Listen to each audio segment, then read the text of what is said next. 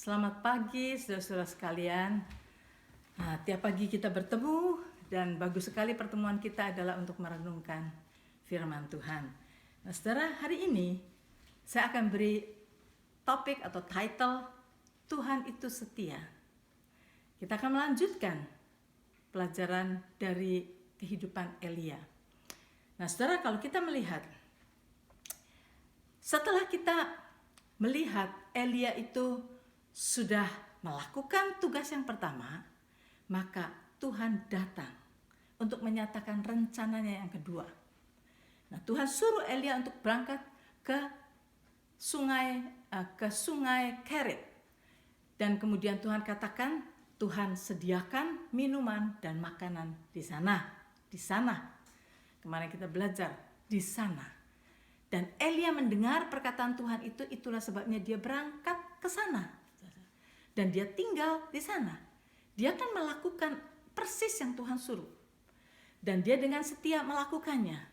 Nah, sekarang saudara, setelah ada di tepi sungai Kerit itu, saudara, Elia itu tinggal di sana bukan hanya seminggu, bukan hanya sebulan, tapi berbulan-bulan. Ada kemungkinan lebih dari setahun, saudara, di sana. Dan selama dia ada di sana, Tuhan dengan setia mengirimkan makanan melalui burung-burung gagak. Burung gagak itu datang setiap pagi dan setiap petang. Dan burung gagak itu memberi roti dan memberi daging. Dan pagi dan petang, setiap hari. Sudah bisa bayangin.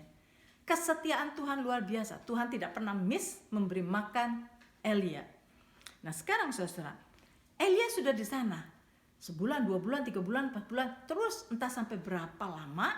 Kemudian dia mulai melihat, karena tidak ada embun, tidak ada hujan, itu kan perkataannya dia sendiri kepada Ahab.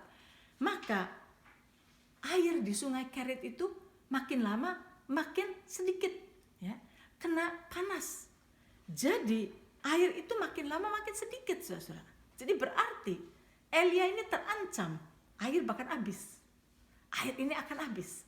Nah, kalau saudara ada di dalam posisi Elia, bagaimana kira-kira, saudara? Kita disuruh oleh Tuhan untuk melakukan sesuatu, kita lakukan, tapi kemudian terjadi seperti krisis yang kita hadapi. Apa yang akan saudara lakukan? Nah, saudara, di sini Elia melihat air ini akan habis sebentar lagi. Saudara, kalau orang tidak makan itu sampai 40 hari masih oke. Tetapi kalau tidak ada air, orang tidak bisa minum, tidak bisa tidak minum lebih dari 3 hari. Nah, jadi saudara lihat, dia menghadapi krisis. Air ini akan habis sebentar lagi. Apa yang Elia lakukan, saudara? Dia tetap tinggal di situ. Saudara tahu, pada saat kita melakukan apa yang Tuhan suruh kita lakukan, itu jangan kita berpikir bahwa begitu kita ada di dalam kehendak Tuhan, pasti semuanya itu oke. Belum tentu, saudara. Saudara terlihat ada suatu kejadian kepada Rasul Paulus. Saudara ingat, Rasul Paulus, kalau saudara mau baca di dalam Kisah Para Rasul pasal yang ke-16. Rasul Paulus itu adalah rasul yang dikhususkan oleh Tuhan untuk mengabarkan Injil kepada orang-orang yang bukan Yahudi. Jadi dia pergi ke tempat-tempat di mana bukan orang Yahudi yang dia kabari Injil. Nah, saudara, satu hari Rasul Paulus itu melihat suatu penglihatan. Di dalam penglihatannya dia melihat seorang Masedonia memanggil-manggil dia. Rasul Paulus melihat itu dan dia tahu ini visi dari Tuhan untuk dia pergi ke Masedonia.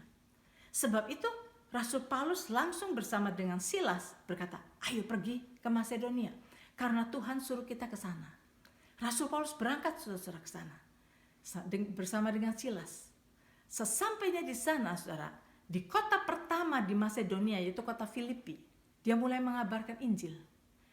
Pada waktu dia mengabarkan Injil, belum 48 jam, saudara, di situ, dia sudah dianiaya oleh penduduk Filipi itu.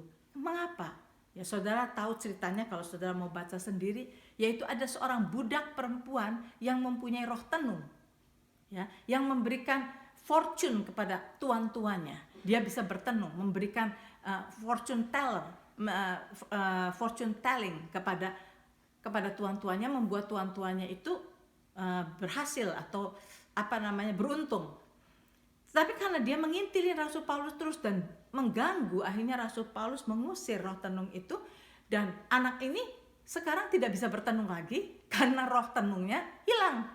Nah, di situ semua penduduk kota Filipi itu, terutama bisnismen marah kepada Paulus, dan Paulus dianiaya, dipukuli, dibawa kepada court, ya, dibawa ke pengadilan. Kemudian Rasul Paulus dan Silas dimasukkan ke dalam penjara, ke dungeon di bawah tanah. Saudara lihat di sini. Rasul Paulus melihat visi dari Tuhan. Rasul Paulus dengan setia, dengan taat melakukan apa yang Tuhan suruh. Tetapi apa yang terjadi? Dia akibatnya dia dimasukkan ke dalam penjara. Dia disiksa. Nah, saudara, apa yang Rasul Paulus lakukan? Apakah dia marah kepada Tuhan? Tuhan, saya melakukan, mentaati apa yang Tuhan suruh. Kok kenapa jadinya begini? Saudara, Rasul Paulus tidak marah pada Tuhan. Dia tidak menyesal melakukan apa yang Tuhan suruh. Malah di dalam penjara itu dia berdoa bersama-sama dengan Silas. Dia berdoa memuji-muji Tuhan dengan segenap hati mereka. Dan pada saat mereka menyembah dan memuji Tuhan, terjadilah gempa bumi di sana. Dan pintu-pintu penjara itu terbuka semua. Nah, pada saat itu, wah, semua orang kaget. Gempa bumi itu membuka semua pintu penjara. Dan pada waktu kepala penjaranya melihat itu, ketakutan, dia mau bunuh diri. Karena dia pikir daripada dia dibunuh nanti oleh pemimpin Romawi atau semua pemerintah Roma, lebih baik dia bunuh diri. Karena ini orang-orang penjara semua bakal lari. Tapi Rasul Paulus berkata, jangan bunuh dirimu sendiri. Dan Rasul Paulus berbicara kepada dia sampai dia bertobat menerima Tuhan. Seluruh keluarganya diselamatkan. Nah, saudara lihat di sini. Rasul Paulus mendengar Tuhan, melihat apa yang Tuhan suruh, dia lakukan.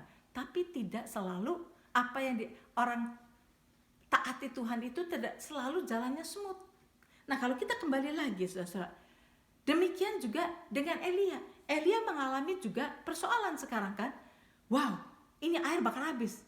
Apa yang harus saya lakukan? Kalau saudara di dalam posisi Elia bagaimana? Pergi cari tempat lain kan? Lebih baik begitu. Itu kita kembali lagi mengatur diri kita. Kalau kita mau hidup di bawah pimpinan Tuhan, dengarkan Tuhan terus. What is next yang Tuhan mau bawa kita? Karena Tuhan berkata, rancanganku untukmu, kata Tuhan, rancangan damai sejahtera dan bukan rancangan kecelakaan. Dan kalau saudara mau baca dari 1 Tesalonika 5 ayat 24. 1 Tesalonika pasal yang kelima ayat 24. Di situ dikatakan begini. Ia, yaitu Tuhan di sini. Ia yang memanggil kamu adalah setia. Ia juga akan menggenapinya. Jadi saudara, Tuhan yang memanggil kita itu setia. Trust Him. Trust Him. Saya seringkali berkata bahwa perkataan trust itu di dalam bahasa Indonesianya, saya meninggalkan Indonesia tahun 71 sampai saya tahun 71 saya belum dapat satu kata di dalam bahasa Indonesia yang artinya trust. Trust itu bisa dikatakan dalam bahasa Indonesia dengan beberapa kata. Trust itu bukan cuma percaya. Trust itu adalah percaya tanpa kondisi. Percaya tanpa kondisi. Nah, kita harus percaya kepada Tuhan itu seperti itu. Trust Him. Kalau dia sudah panggil kita, dia sudah memulai sesuatu di dalam hidup kita, kita mesti trust Him untuk continue memimpin kita. Nah, saudara-saudara, di dalam keadaan Elia tetap tinggal di tepi sungai Kerit. Dia tidak kemana-mana, saudara-saudara. Menunggu Tuhan. Dan kemudian kita tahu, Tuhan datang kepada Elia. Dan Tuhan berkata, the next-nya. Saudara bisa baca sendiri di dalam 1 Raja-Raja pasal 17 terusannya. Tuhan berbicara demikian. Bersiaplah, pergi ke Sarfat yang termasuk wilayah Sidon. Dan diamlah di sana. Ketahuilah, aku telah memerintahkan seorang janda untuk memberi engkau makan. So, inilah kesetiaan Tuhan, saudara. Jadi Kita tidak perlu takut seperti Elia. Dia melihat airnya hampir habis, tapi dia gak perlu takut. Mengapa gak perlu takut? Karena Tuhan tahu. Tuhan itu maha tahu. Dan Tuhan yang memanggil kita itu setia. Jadi saudara-saudara, Tuhan tidak akan terlambat. Pertolongan Tuhan tidak akan pernah terlambat. Dan demikian juga dengan Elia. Pada waktu Elia di situ dia tetap tenang di sana. Dia tidak ngomel-ngomel, dia tidak berkata, Tuhan, emergency Tuhan, ini udah mau habis airnya. Apa Tuhan mungkin gak tahu? Saudara, Tuhan tahu. Dan sebelum air itu habis, Elia masih bisa minum dari air itu. Tuhan berkata, oke sekarang bersiaplah. Bersiaplah Elia. Pergilah ke Sarfat, yang termasuk wilayah Sidon. Dan diamlah di sana. Ketahuilah, aku telah memerintahkan seorang janda untuk memberi engkau makan. Nah saudara, inilah kesetiaan Tuhan. Firman Tuhan yang hanya pendek hari ini, tetapi biarlah firman Tuhan ini memberikan kepada saudara kekuatan. Kalau kita mau belajar mendengar Tuhan, belajar taat, saudara, taati Tuhan dengan setia. Jangan sampai setengah jalan. Nah, nanti kita akan teruskan lagi, saudara. Tapi kita akan lihat di sini. Tuhan itu setia. Itulah sebabnya hari ini saya beri title Tuhan itu setia. Dan saudara bisa baca Kisah Para Rasul pasal yang ke-16. Saudara bisa baca 1 Tesalonika 5 ayat yang ke-24. Dan kemudian the next perkataan Tuhan kepada Elia selanjutnya adalah ada di dalam 1 Raja-Raja pasal 17 selanjutnya. Biar saudara renungkan ini. Dan saudara bisa dapat kekuatan, bisa mengerti kehendak Tuhan, dan Tuhan memberkati saudara.